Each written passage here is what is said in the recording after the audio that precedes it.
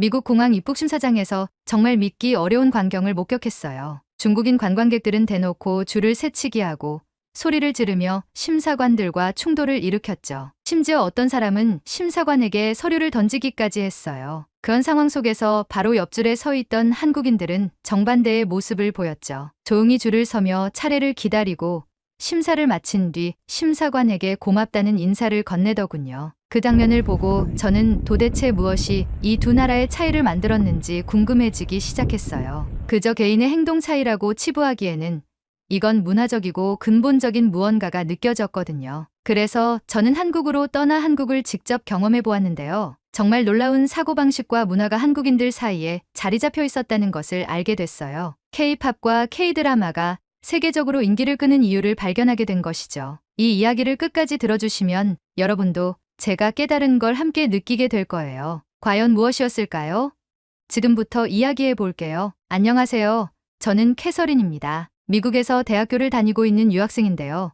이번 여름방학 동안 한국으로 여행을 떠나기로 했어요. 사실 전부터 한국에 대해 관심이 많았어요. K-팝, K-드라마는 물론이고 한국의 놀라운 기술력과 독특한 문화가 많은 사람들의 관심을 받고 있다는 얘기를 들었거든요. 하지만 솔직히 말해서 제 주변 사람들 중엔 한국에 대해 잘 모르는 이들이 더 많아요. 그래서 한국 여행은 제게 조금 모험 같은 느낌이었어요. 출국 당일 저는 아침 일찍 공항에 도착했어요. 체크인을 마치고 시간이 남아 입국 심사대를 지나치는 사람들을 구경하고 있었죠. 그런데 그 순간 제 눈에 들어온 한 장면이 저를 당황스럽게 만들었어요. 중국인 관광객들이 입국 심사대 앞에서 보여준 행동들 때문이었어요. 줄이 정렬되어 있긴 했지만 몇몇 중국인들은 대놓고 새치기를 하며 앞 사람들을 밀쳐내는 모습이 보였어요. 심지어 어떤 사람은 공항 직원의 지시에 불만을 품은 듯 고함을 지르며 손을 휘두르기까지 했어요. 이 광경을 보고 있던 다른 승객들, 특히 서양인들은 얼굴을 찌푸리며 고개를 저었죠. 그중 한 서양 여성이 이런 무례함은 처음 본다고 옆 사람에게 속삭이는 소리가 들렸어요. 그뿐만이 아니었어요. 아이들을 데리고 있던 한 중국인 가족이 심사대에서 지연되자 그 아버지가 손으로 테이블을 쾅 치면서 직원에게 큰 소리로 항의하는 모습을 보았어요. 심사대 직원이 무언가 설명하려 했지만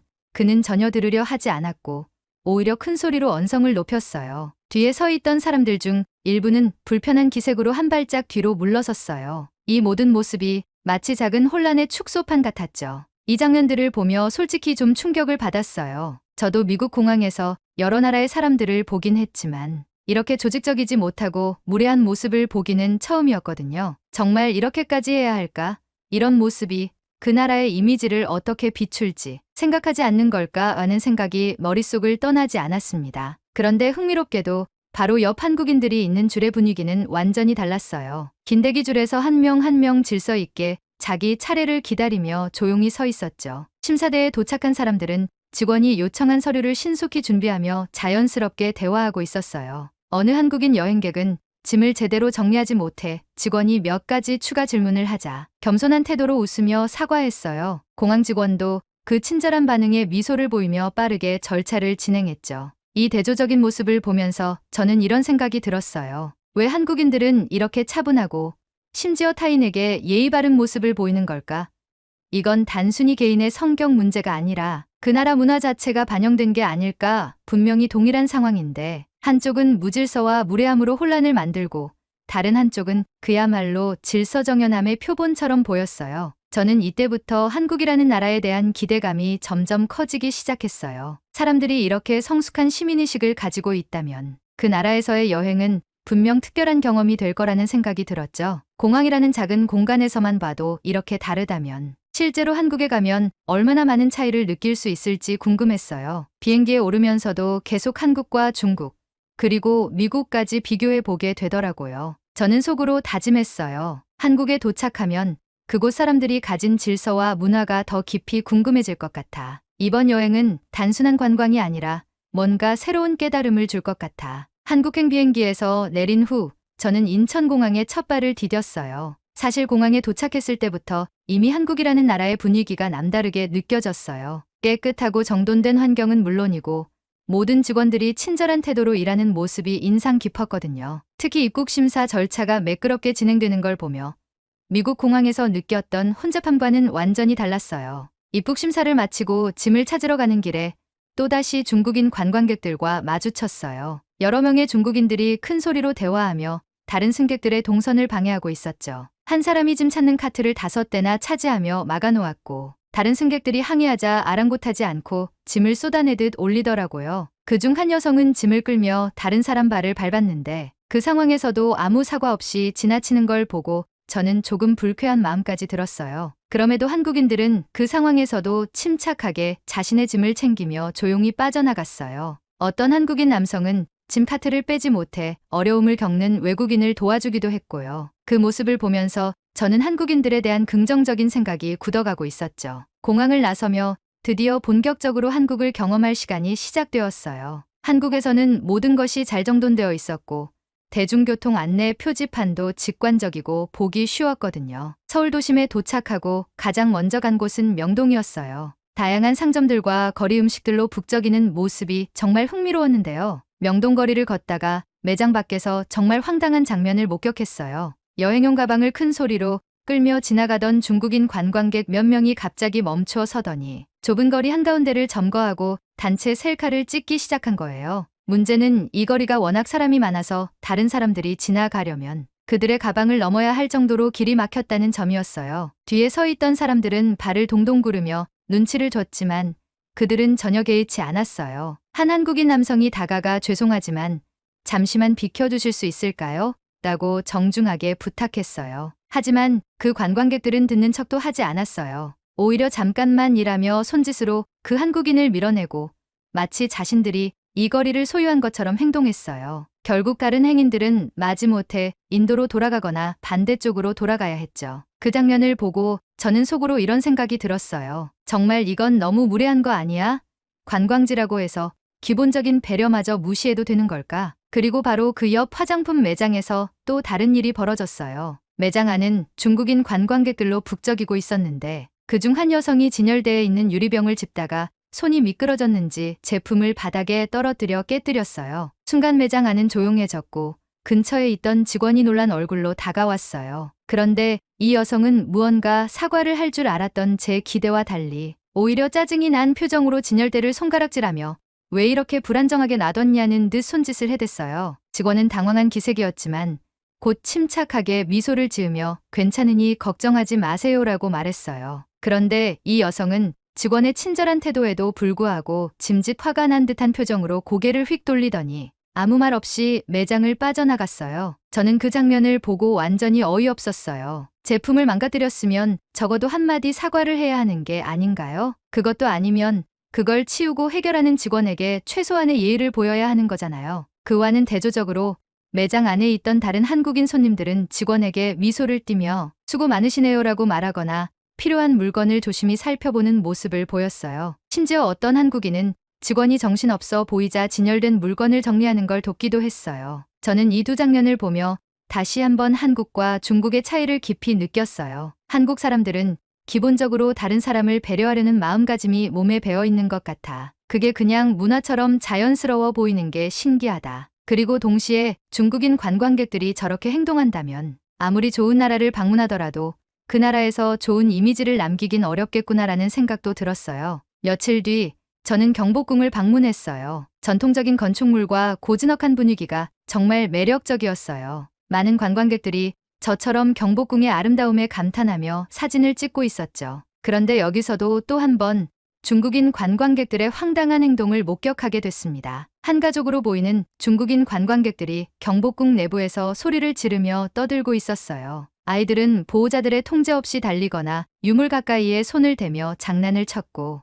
어른들은 그저 스마트폰으로 사진만 찍으며 아이들을 방치하고 있었죠. 더 충격적이었던 건 그들이 울타리를 넘어 유물 가까이로 들어가 사진을 찍으려는 모습이었어요. 경복궁의 관리 직원이 다가가 제지하자 그들은 짜증이 난 듯 큰 소리로 무언가 항의하기 시작했어요. 한 남성은 손짓으로 직원의 말을 끊으며 계속 사진을 찍으려 했고 아이들마저 이 상황을 장난처럼 여기며 웃고 있었습니다. 이 광경을 본 저는 정말 이해가 되지 않았어요. 어떻게 이렇게 행동할 수 있지?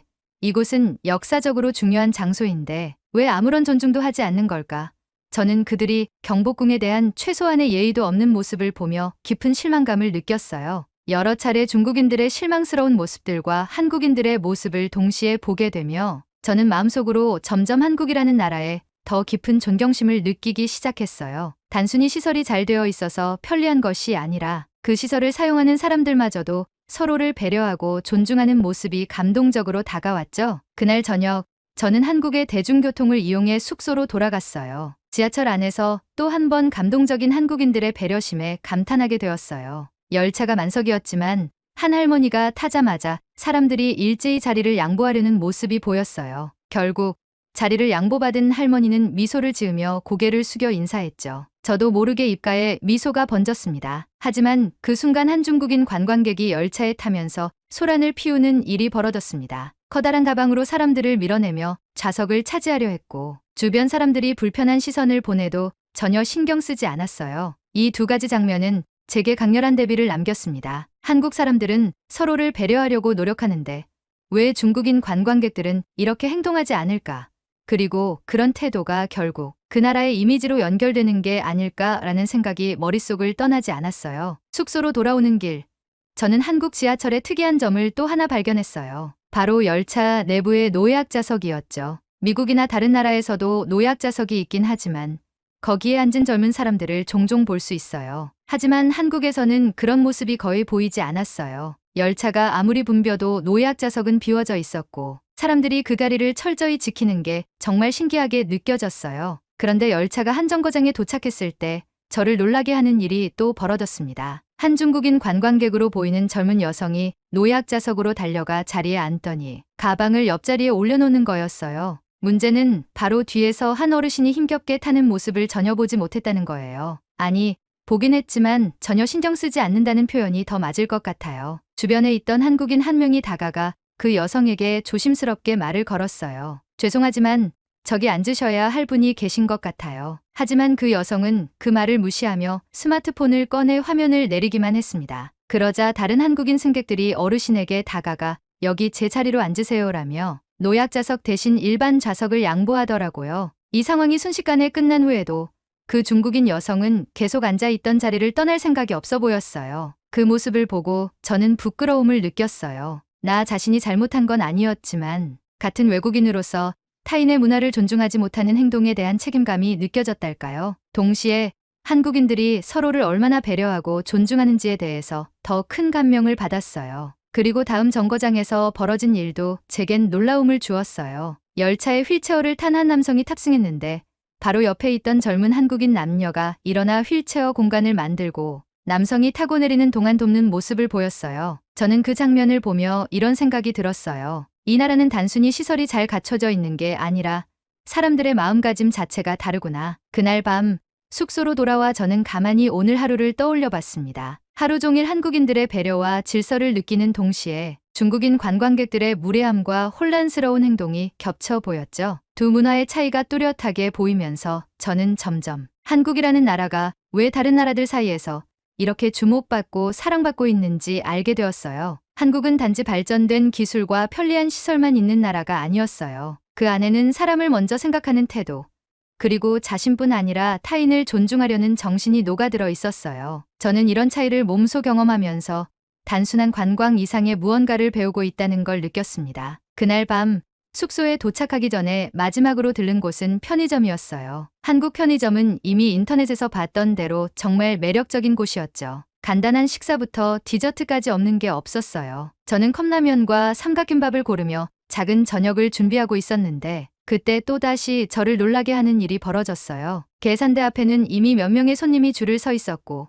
저도 자연스럽게 그 줄에 섰습니다. 그런데 갑자기 중국인 관광객으로 보이는 두 사람이 제 앞을 가로막고 새치기를 하더라고요. 처음에는 저도 너무 당황해서 아무 말도 못했어요. 하지만 제 뒤에 있던 한국인 남성이 그들에게 조용히 말을 걸었어요. 여기 줄이 있는데 뒤로 가셔야 할 것 같아요. 그런데 그 관광객들은 마치 못 들은 척하며 계속 계산대 앞으로 다가갔습니다. 그 모습에 뒤에 있던 다른 한국인 여성도 나섰어요. 줄을 서주세요. 다른 사람들이 기다리고 있어요. 그녀의 목소리는 단호했지만 예의가 있었어요. 결국 직원이 나서서 관광객들에게 다시 뒤로 갈 것을 요청했고 그들은 마지못해 뒤로 물러났습니다. 이 사건은 짧은 순간이었지만 저는 거기서도 두 문화의 차이를 느꼈어요. 줄을 선다는 기본적인 규칙마저 지키지 않으려는 태도라니. 이런 행동은 본인들만의 문제가 아니라 그 나라에 대한 이미지를 손상시키는 거 아닐까? 반대로 한국인들은 줄을 서는 것조차 서로를 존중하는 문화로 받아들이는 것처럼 보였어요. 작은 일처럼 보일지 모르지만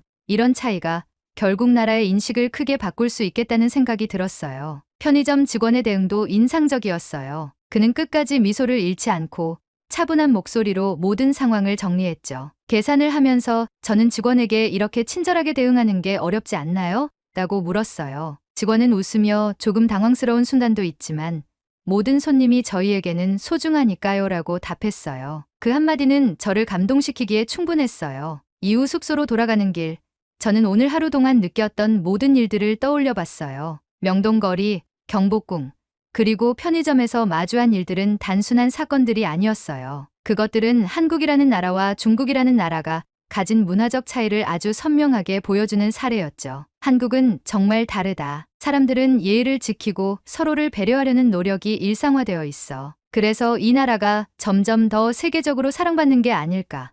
이런 생각이 들면서 저는 한국이라는 나라를 단순히 관광지가 아니라 배울 점이 많은 문화적 경험의 장소로 바라보게 되었어요. 마지막으로 그날 밤 숙소로 돌아와 창밖에 보이는 서울의 야경을 바라보며 스스로에게 묻고 싶었어요. 나는 외국에 갔을 때 과연 이 나라 사람들처럼 행동했을까? 아니면 오늘 내가 본 중국인 관광객들과 비슷한 행동을 했을까? 이 질문은 제 스스로를 돌아보게 만들었어요. 그날 밤 숙소에서 하루를 정리하며 저는 한국에서의 경험을 다시 떠올렸어요. 명동거리에서부터 경복궁, 그리고 편의점과 지하철까지 하루 동안 본 한국인들의 모습은 단순한 배려나 예의를 넘어선 깊은 인상을 남겼습니다. 사실 저는 이전까지 한국이라는 나라에 대해 잘 알지 못했어요. 미국에서는 아시아 국가들이 크게 다르지 않다는 고정관념을 가진 사람들이 많으니까요. 하지만 한국에서 보낸 하루는 저의 이런 생각을 완전히 바꿔 놓았어요. 한국인들은 질서와 배려를 기본으로 행동했고 서로를 존중하려는 태도가 몸에 배어 있었습니다. 반대로 중국인 관광객들의 행동은 저를 당황스럽게 만들었어요. 새치기, 큰 소리, 그리고 기본적인 예의를 지키지 않는 모습은 그들 개개인의 문제가 아니라 그 나라의 문화적 특성을 반영하는 것처럼 느껴졌어요. 이런 차이를 경험하며 저는 한 가지를 깨달았습니다. 그 나라의 이미지는 그 나라를 대표하는 사람들이 특히 외국에서 보여주는 행동으로 결정된다는 것이었죠. 한국에서의 경험은 단순한 관광 그 이상이었습니다. 저는 단지 새로운 장소를 보는 것을 넘어 한 나라의 문화와 가치를 깊이 체험할 수 있었어요. 대중교통에서 서로 자리를 양보하고 공공장소에서 질서를 지키며 타인을 먼저 배려하는 작은 행동 하나하나가 모여 한국이라는 나라를 더욱 특별하게 만들고 있었습니다. 그리고 저는 자연스럽게 스스로를 돌아보게 되었습니다. 나는 과연 외국에서 어떤 행동을 했을까? 내가 방문한 나라에 좋은 인상을 남겼을까? 아니면 나도 모르게 그 나라 사람들에게 실망감을 주지 않았을까? 한국에서 본 모습들은 제가 앞으로 더 성숙한 여행자가 되어야 한다는 생각을 하게 만들었어요. 한국에서의 경험은 단순히 기억에 남는 여행으로 끝나지 않을 것 같아요. 제가 본 그 질서, 배려, 그리고 따뜻함은 앞으로 제가 어떤 사람이 되어야 할지 스스로를 성찰하는 계기가 되었어요. 그리고 이 모든 순간이 한국이라는 나라에 대한 감탄으로 이어졌습니다. 여행 마지막 날, 저는 공항에서 떠나는 비행기를 기다리며 결심했어요. 한국은 다시 오고 싶은 나라라는 것을요. 단순히 케이팝이나 드라마 같은 대중문화 때문이 아니라 그 안에 담긴 사람들의 따뜻함과 성숙한 태도가 이 나라를 특별하게 만들었기 때문입니다. 미국으로 돌아온 첫 주말, 저는 평소 가던 커피숍에서 공부를 하고 있었어요. 그런데 옆 테이블에 앉아있던 여성이 서류와 노트북을 정신없이 정리하던 중 커피잔을 엎질러버리고 말았어요. 그녀의 책과 서류는 커피로 얼룩지기 시작했고 그녀는 당황한 얼굴로 종이를 닦으려 애썼어요. 그 순간 저는 본능적으로 가방에서 휴지를 꺼내 그녀에게 다가갔어요. 이거 쓰세요. 도움이 필요하시면 말해주세요. 예전 같았으면 그냥 고개를 돌리고 내 할 일을 했을지도 몰라요. 하지만 저는 한국에서의 그날 명동거리에서 저를 도와줬던 사람들의 모습을 떠올리며 용기를 냈어요. 그녀는 제 도움에 고맙다고 말하며 활짝 웃었고 그 미소를 보는 순간 저는 한국에서 느꼈던 감동을 다시금 떠올릴 수 있었어요. 작은 행동은 더 큰 변화로 이어졌어요. 저는 한국에서 배운 배려와 협력의 가치를 제 삶 속에 더 녹여내기로 다짐했죠. 그래서 동네 자원봉사단에 가입해 지역 커뮤니티를 돕기 시작했어요. 소외된 이웃들에게 음식을 나누거나 청소년 멘토링 프로그램에 참여하면서 사람들과 교류하며 배려와 나눔을 실천해 나갔죠. 그리고 무엇보다 한국에서의 이야기를 친구들에게 들려줬어요. 제가 경험한 한국인들의 시민의식과 따뜻함을 이야기하자 친구들 역시 한국이 정말 멋진 나라구나라며 감탄했어요. 그들 중 몇 명은 그 이야기에 영감을 받아 한국 여행을 계획하기도 했답니다. 여러분도 한국에서의 경험담이 있거나 이와 같은 감동적인 이야기를 가지고 있다면 댓글로 공유해 주세요. 좋아요와 구독도 잊지 마시고요. 다음에 또 만나요.